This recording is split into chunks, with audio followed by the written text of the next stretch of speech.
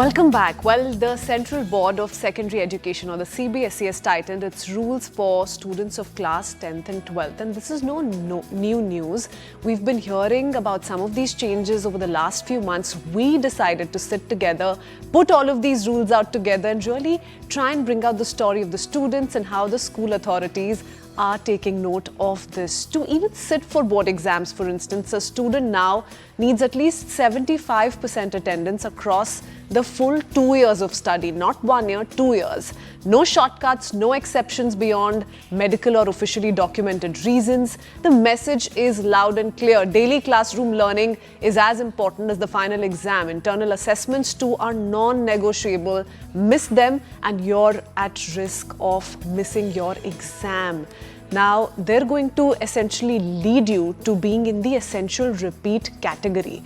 Private candidates will also find the route much stricter with new limits on who can reappear. For parents in schools, this is a warning to monitor attendance closely because leniency could cost a child their board eligibility. Let's break down the story, talk about it from a school perspective, student's perspective and also a parent perspective. Joining me now is Neelam Chaudhary, Principal of Sage International School in Bhopal. Also with us is Seema Singh, Principal of St. Karen's High School in Patna. And with us is Atharv Mishra, who's a class 12th student of Jawahar Vidya Mandir in Ranchi, and IIMUN, India's International Movement to Unite Nations, world's largest youth run organization, has helped us get these lovely faces on board. Ms. Neelam, can I begin with you? Let's start with the principal's perspective. Very important how the school authorities are taking note of these big changes that have been made. All of this is going to happen for 2025, 26 and moving forward as well, if all of this works out to be successful. As a school principal, what are the biggest challenges so far you've encountered in just applying these rules and making it operational as possible in schools? Yeah, thank you so much. I take it as CBSE's effort to align with NEP 2020, which emphasizes continuous assessment, consistent learning over time, and increased accountability of students as well as school. So I think it is a very good step taken by CBSE, and students have also understood, not only students, now parents are also understanding that it is very important for them to send their ward to school rather than only focusing on coaching classes. So it is important to have continuous learning and assessment also in schools. So it's a welcome step, you're saying? Yeah, okay. Of course it Ms. is. Seema, are you on board with that thought? Is that how you're looking at this as well? And what I do want from you is also a student's perspective. Before we ask Atharv about what he and his friends have made of these host of changes, tell us how students have reacted, have come to you and told you about these changes. What do they make of it? How upset or happy they are? What's the sentiment on ground? See, education per se is just not about scoring marks in the final exams. It's about the presence, participation, and consistency. So this mandate clearly, which mandates 75% of attendance and internal examination, it reminds us that learning is a journey. It's just not a day's event, and we don't take it one day at a time. It's a regular, continuous, comprehensive journey which is involving all stakeholders, be it students, teachers, and parents. So I think it's a welcome move, but yes, there are challenges. We need to take this on with a lot of compassion, because what is happening here is there might be cases like students' side, they may have some very peculiar family problem, or they might be national sports children, or they might be some medical ailment which is plaguing them. So if we view it from that point, so it has to have little bit of compassion and little bit of bending of rules for such extreme cases. Otherwise, definitely it's a welcome move, and I'm sure that students steadily, it will take a little time, but will fall in line, because otherwise we'll have a complete disconnect of students who are moving towards coaching classes Yeah. and not coming to schools. So it's not healthy. You cannot gain knowledge in isolation. It And any has to change be takes time, collaborated. Miss Seema, isn't Yeah. it? Any change takes time, proper implementation takes Right, time, but you right. got to begin from somewhere, and that's the larger thought that's gone into these changes as well. I'm going to now go across to Atharv. Atharv, I do see you in your school uniform, but you're possibly going to miss some part of your school. I hope you're not losing out on attendance this morning. Okay, so an exemption for you, right?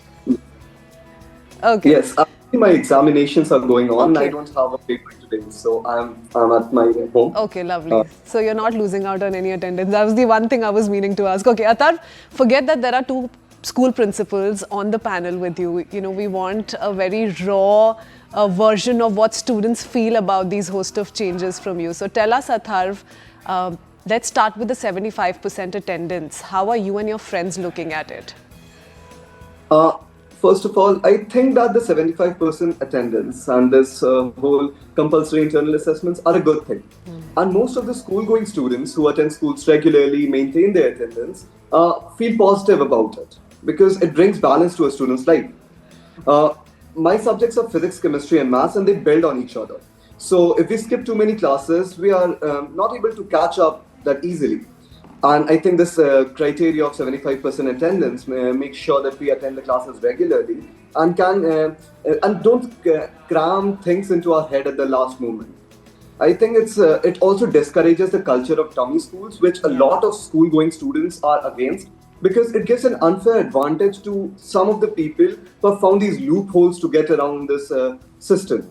So I think most students feel positive about it, but there is general outrage in the coaching industry against it too. Students in the coaching feel that we would not get enough time for competitive examination preparation, and the school exams and school education is no more important. But I don't think that is the case with most students. We think that going to schools, it's not just about learning the subjects, but also about interacting with peers, building soft skills, and at the same time, I think strengthening our academic foundation. And so most students feel positive about it.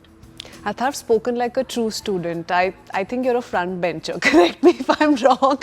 It's a very notorious thing to say, and I don't want to profile you like that. But that's a very good answer, and you've forced us to think about areas that we weren't thinking about. But tell us a little bit about what you just said, which is how for those who are interested in taking coaching classes, mostly for competitive exams, because a little bit of tuition, etc., can be managed, let's say, on weekends. It's the students who are looking at JEEs, NEETs, etc., that say that we're bearing the brunt.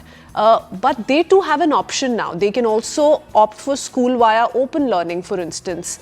Do you think this was the need of the hour and students who were attending school regularly felt really neglected, or like you said, felt that there was a certain bias, a certain advantage that those who were opting for coaching enjoyed? Yes, that's entirely true.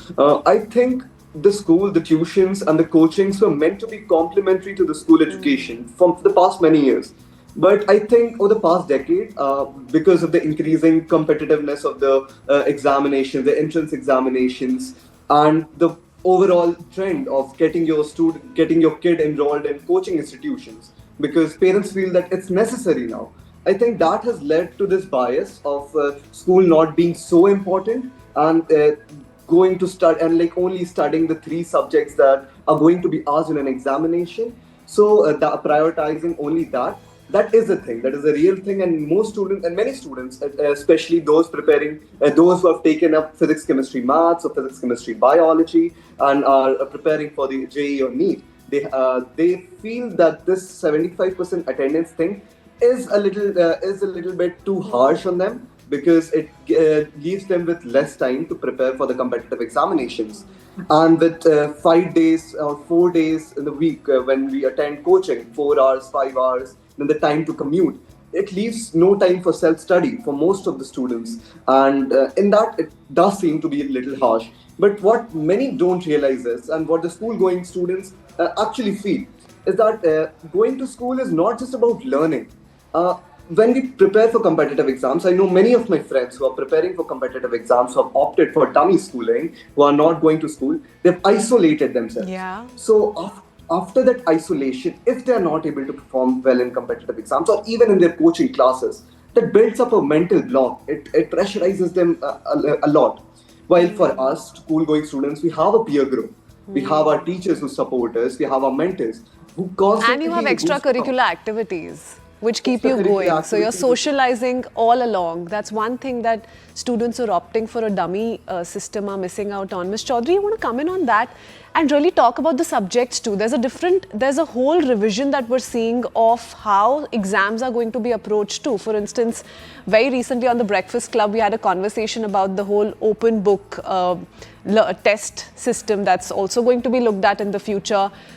Internal assessments are being given as much importance. What's the thought behind this kind of a revised strategy? What is CBSE looking at doing, and what kind of communications essentially have happened between school principals or teachers and the board?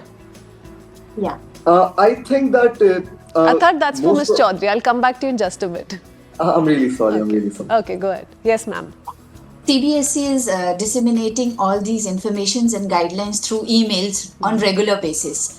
They keep, sending circulars often to all these schools, and through that they convey to the, principals, and principal then further convey to the teachers as well as to the parents that this is a mandate, and we have to, look forward for the, regular attendance of students. 75% is mandatory, and continuous assessment is also important, and it is now very important for students of 10th and 12th class to appear in all internal submit projects and assignments on regular basis. We cannot. So what happens, Ms. Chaudhary, if someone misses out on their internal assessment and appears directly for their exam? Are they going to be declared ineligible? How is this going to work out?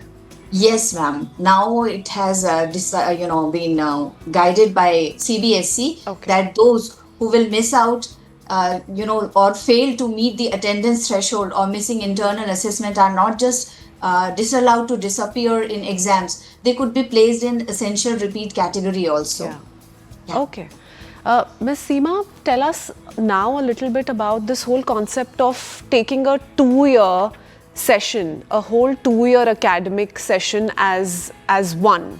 What's the thought that's gone there? So, for instance, is your attendance for both 9th and 10th going to be seen collectively while you're appearing for class 10 board examination? How is this going to really work out, and what's the thought process that has gone into it? Why 2 years? The very fact that in 9th the board registrations start, and that's the reason why children need to be very much aware of what's going on with regards to the board exams. So when you are passing out from 9th to 10th, attendance is a mandatory issue, right? So it will not be taken in totality per se. Okay. So from 9th going to 10th, you will have to cross that barrier of getting promoted only if you have a stipulated attendance with you. And if you see, the NEP itself is bringing changes in the examination pattern, like concept based. Now questions are going to be 50%. Rote learning is slowly and steadily weeding out. So when you have already people dealing with concepts, so what are all these competitive exams all about? They are necessarily application or skill-based questions from those concepts. So when we are going to be focusing majorly on the concepts, then definitely it is a win-win situation for all students to be there in the school. The underlying feeling is that we must make our education system so effective that the need for coaching or the need for that entire ecosystem diminishes in the long term. It's of course a long journey, long way ahead. But thank you so much, Ms. Chaudhary, Ms. Seema and Athar, for joining us for this very wonderful conversation this morning. That's all we could pack for you for now. We head into a quick break. We're not done as yet. We'll be right back in just a bit.